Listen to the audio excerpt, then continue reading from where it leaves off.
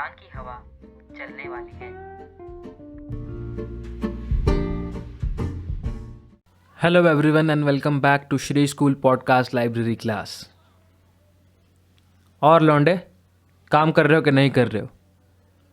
अगर कर रहे हो तो अच्छी बात है, और अगर नहीं कर रहे तो अभी के अभी इस पॉडकास्ट एपिसोड के ख़त्म होते ही पहले जाके काम करो।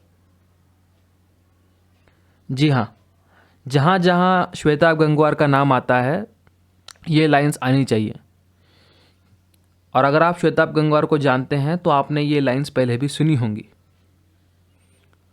तो आज हम बात करने वाले हैं श्वेताब गंगवार की book the rudest book ever के बारे में, जो रिलीज़ हुई है 2019 में और अब बन चुकी है एक नेशनल बेस्ट सेलर। तो there are around 200 pages in this book and 17 chapters which are all about perspectives, जिसमें उन्होंने अलग अलग पर्सपेक्टिव्स दिए हैं और ये उनकी सोच है। So you won't find typical research paper citations, indexings etc. in this book because these are authors own thoughts। और at the end of the book उन्होंने एक sort of chapter dedicate किया है to tell us how to develop your own thoughts slash perspectives। तो अगर आप मुझे consistently follow करते आ रहे हैं then you might know that I have read this book in August itself, जिसका मैंने रिव्यू भी डाला था और टेकअवेज भी शेयर करे थे मेरे इंस्टाग्राम चैनल पे जो उस टाइम पे हुआ करता था। Then why I am recording this podcast episode in the December? When I was thinking of recording this episode I thought I need to go deeper in this thinking. मैं इसको और थोड़ा अच्छे से समझना चाहता था और इसको थोड़ा सा प्रैक्टिस करना चाहता था। So I stayed and thought about this over the period and that's why I'm releasing this episode now. You know that I read books depending upon the problems that I have, but this book was gifted to me by my friend as a birthday present. So she said that Shwetab is a professional problem solver and you like to solve problems by reading books, so this thing might help you, so she gifted it to me। And उसके पहले मैं श्वेताब को जानता भी नहीं था और मैंने उसके कोई भी वीडियोस नहीं देखे थे। And when I got the book I started watching his videos, I started listening to him and he made sense. So that's why I went with the book and read it thoroughly। And when I read the book, I actually agreed with Shwetab that rather than just relying on scientific research and documentations, we need to think ourselves as well। हमें खुद विचार करना चाहिए and then it will be more easy and more better to do things rather than just reading books and gathering the information। तो सबसे पहले मैं perspectives के ऊपर एक पर्सपेक्टिव शेयर करना चाहूँगा, यानी कि एक दृष्टिकोण का इम्पोर्टेंस क्या है हमारी ज़िंदगी में, ये मैं बताना चाहता हूँ। And because this book is all about perspectives, it has not anything specifically mentioned other than perspectives. So basically हमारा दृष्टिकोण किसी चीज़ की तरफ जैसा होता है वैसा हमारा एटीट्यूड डेवलप होता है। मतलब हम किसी चीज़ को जैसे देखते हैं वैसा हमारा एटीट्यूड होता है towards it, and our attitude basically drives our actions, and our consistent actions we call it a behaviour. मतलब अगर हम ध्यान से देखें तो हमारा पर्सपेक्टिव ड्राइव कर रहा है हमारे बिहेवियर को। मतलब हम जिस चीज़ को जैसे देखते हैं वैसे उसकी तरफ रिएक्ट करते हैं। So it's better to have good perspectives in order to behave better. That's what I'm trying to say। और श्वेताब गंगवार की नई book that is the rudest book ever is all about different perspectives that he has, and at the end of the book he has tried or given an attempt to explain us how we can develop our own perspectives। So this podcast episode is dedicated to all the things that I wanted to share from his book, So let's get started. So the first perspective that I wanted to talk about is about human interaction. Human interaction मतलब जब भी हम लोगों से मिलते हैं या लोगों के साथ रहते हैं तो हम एक काइंड ऑफ बैक थॉट बना लेते हैं माइंड में that okay this guy is good, this guy is my friend, this guy is my enemy, this guy is bad, this guy is rude, and that drives our actions towards them. तो श्वेताब गंगवार ने एक अच्छा simple perspective दिया है so that we can always be consistent with whatever kind of people that come in our life. क्योंकि देखो सबसे पहली बात तो जो भी लोग हमारी ज़िंदगी में आते हैं वो कुछ लोग थोड़े टाइम के लिए आते हैं, कुछ लोग बहुत देर साथ रहने के लिए आते हैं. वो जो लोग आए हुए हैं वो बदलते हैं, जो लोग चले गए हैं वो बदलते हैं. So if we try to जज देम इन बाइनरी मैनर, मतलब ये अच्छा है ये बुरा है, तो वो कंसिस्टेंट नहीं होगा क्योंकि वो बंदा बाद में बदल जाएगा या वो बंदा अपनी ज़िंदगी में रहेगा ही नहीं. तो ये सारी चीज़ें अगर हम कर रहे हैं तो it can generate a problem. So it's better to have a single perspective for all the people coming in your life and as well for people going out of your life. तो उसके लिए उन्होंने perspective दिया है that people are weird. आप लोगों को weird बोलना सीखो. मतलब कोई भी आपको मिले he is weird, even you are weird. So people are weird मतलब ये पर्सपेक्टिव इंपॉर्टेंट क्यों है? क्योंकि मान लो आपको कोई दोस्त मिल गया, आपको लगा कि आपका दोस्त है या आपकी मदद कर रहा है, पर आप उसके इंटेंशंस, आप उसके इमोशनल अंडरगोइंग्स, उसके एक्सपेक्टेशंस के बारे में आपको कोई नॉलेज नहीं है. So rather than just giving it all the cover, it's better to call him weird. So weird is a grey border you can see. मतलब ये ब्लैक नहीं है कि यार ये गंदा है या बुरा है या अच्छा नहीं, वाइट नहीं है जैसे कि ये बहुत अच्छा है, ये बहुत मेहनती है या ये I like him. It's like he is weird. मतलब ये ग्रे एक बॉर्डर आपको मिल जाता है so that you can stay there and think okay he is good but he can do harm to me because people are weird. He is bad but he can help me because people are weird. So ये perspective लेकर अगर हम हमेशा चलेंगे तो we can have a better look at the people which are coming in our life, which are going out of our life and which are there present in our life as well. So this was a good idea to or a perspective to have. Moving on. By the way, if you are a regular follower of Shri School podcast, you know that I won't generate a content on Instagram from now. Because Instagram is all about instantaneous contents, and generating deeper values with instantaneous content is a much harder job because the environment is not supporting you. So that's why I have created my website, which is www.shrischool.wordpress.in. इस website पर आप मेरे blogs पढ़ सकते हो, मेरे podcast सुन सकते हो, मेरे यूट्यूब वीडियोस देख सकते हो, मेरी पोइट्रीज पढ़ सकते हो, and you can access all the content which I create. There is one more thing that you can subscribe to my blogs by entering your email in the subscription link which will be available on the page. I have mentioned this website link in the description. You can catch it from there and subscribe to my website. Thank you. The next perspective is about heroes and how when we call someone hero screws our as well as their life as well. तो मान लो हम hero किसे कहते हैं? Super hero या so called celebrities या you can say stars, मतलब film stars वगैरह वगैरह को, या क्रिकेट स्टार्स, इनको हम हीरो कहते हैं.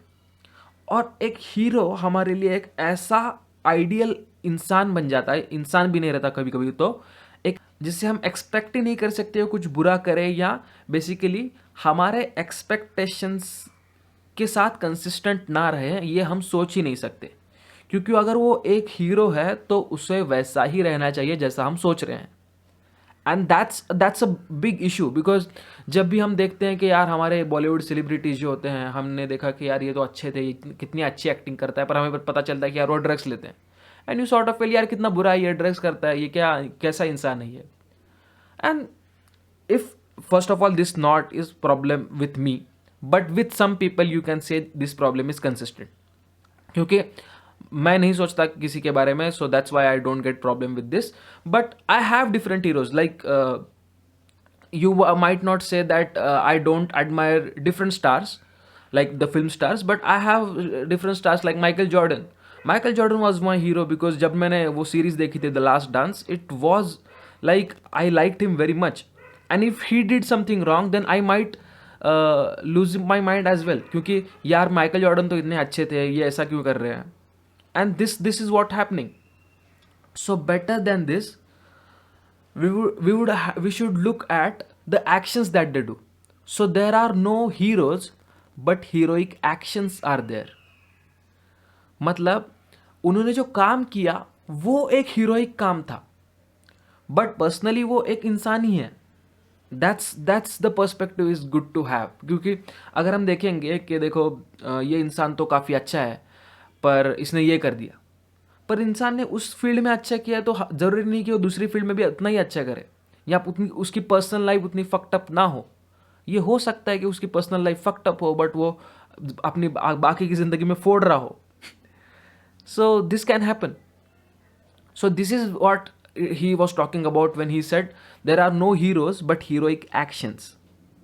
इसके ऊपर और एक अच्छी सीरीज भी है जिसका नाम है द बॉयज़, जिसका अभी सेकेंड सीजन शायद आया है. This is was available on Amazon prime.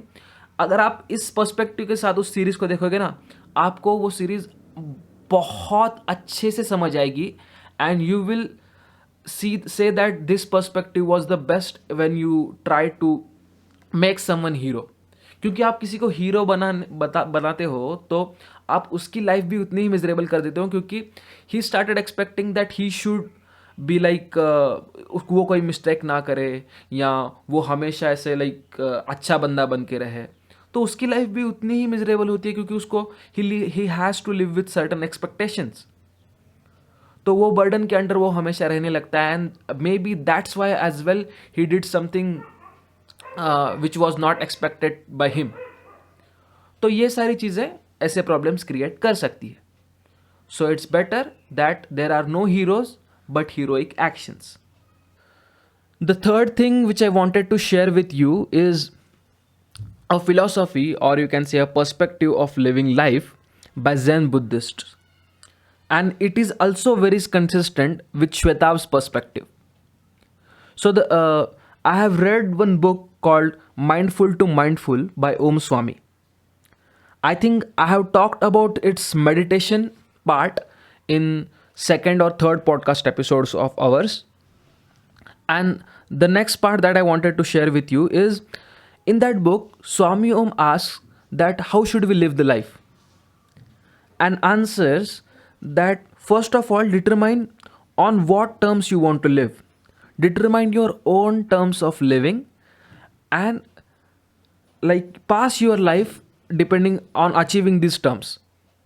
कि पहले आप डिटरमाइन करो कि आपके प्रिंसिपल्स क्या हैं, और इन प्रिंसिपल्स को लेकर ही आप अपनी लाइफ निकाल दो.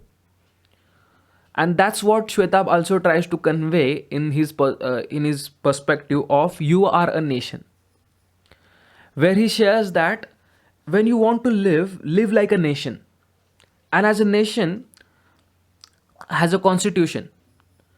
सो वो कॉन्स्टिट्यूशन डिसाइड करता है कि आपका डिफेंस कैसा होगा, आपका हेल्थ केयर कैसा होगा, आपका ह्यूमन इंटरेक्शन कैसा होगा, फॉरेन इंटरेक्शन कैसा होगा. फॉरेन इंटरेक्शंस अगर हम मेटाफोरिकली देखें तो होगा कि other Nations means other people के साथ इंटरेक्शन कैसा होगा. ये आपके मॉरल कोड्स बनेंगे, और इन मॉरल कोड्स में होंगे आपके पर्सपेक्टिव्स. तो हर चीज़ में या हर आपकी फील्ड में आप अगर अपने पर्सपेक्टिव्स डेवलप करोगे, then you can live a consistent and a very good life. So this is also a very good perspective of You Are a Nation, and treat others as other nations or surrounding nations. And our relations between our surrounding nations always have some consequences on us. So this is how he mentioned a perspective of You Are a Nation for living the life. So ये तो हो गए सारे perspectives. But there are much more perspectives in the book because there are 17 chapters, I had this three because I figured out that these three are very relatable as well as very important for us in order to live. But for constructing the perspectives, there is one method which I have got to know from this book, as well as I have given a thought by myself as well. इसके ऊपर मैंने एक workshop भी करा था, और जिसका नाम था design thinking workshop by Richa Agarwal in IIT Madras. And it is very good to know that you can build your own perspectives, you can modify them, you can adapt certain perspectives from someone and make it your own as well. तो ये काफ़ी अच्छी चीज़ है और इसको हम कहते हैं डिज़ाइन थिंकिंग. तो डिज़ाइन थिंकिंग मतलब क्या, हम हमेशा सोचते हैं कि हमें क्या सोचना है. So the main thinking about building perspective is how to think, not what to think. मतलब जब हम किसी को देखें तो you see it as a data. First of all gather the data. The data can be anything. मतलब वो आपके इमोशंस होंगे टुवर्ड दैट थिंग, देन आपने किसी उसके ऊपर कुछ किताब पढ़ी होगी, उससे कुछ इनपुट्स होंगे, आपके ह्यूमन इंटरेक्शन से कुछ इनपुट आए होंगे उसकी तरफ. तो उसके ऊपर आप डाटा कंसिडर कर लो पहले. Then try to ask as many as questions as you want. मतलब आप उसको हर एक एंगल से निहारो कि देखो अच्छा ये ऐसा है क्या, ये मैं क्यों करना चाहता हूँ, इसको मैं कैसे कर सकता हूँ, ये करना ज़रूरी है क्या.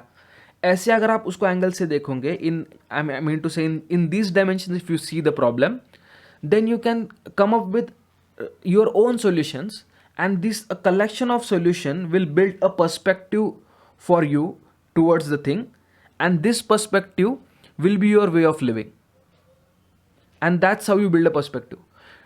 इसका एक्चुअली मैं आपको एक टिपिकल एग्जाम्पल भी देना चाहता था, but I thought I can make a complete series of this design thinking episodes, जिसमें मैं एक प्रॉब्लम लूँगा और उसके जितने भी मैंने मंथ्स के ऊपर इटरेट करा है उसको, कि अलग अलग एंगल से सोच कर उसके ऊपर मैं एक पॉडकास्ट एपिसोड रिकॉर्ड करूँगा. So I will be starting this new series in the next year as a surprise for you, as well as I have mentioned my notes of that workshop that I did, where I have gathered certain amount of graphs and informations in order to think upon it. That I'll share with you. And meanwhile, as we have completed our 200 streams, I would like to thank you all for this shower of love. And with this, I wanted to end this episode. Thank you for listening to Shri School Podcast. If you are listening this on Google Podcast, give me a subscribe. If you are listening this on Spotify, follow us. To grab the show notes, you can click on the link given in the description. Thank you. Keep enjoying, keep learning.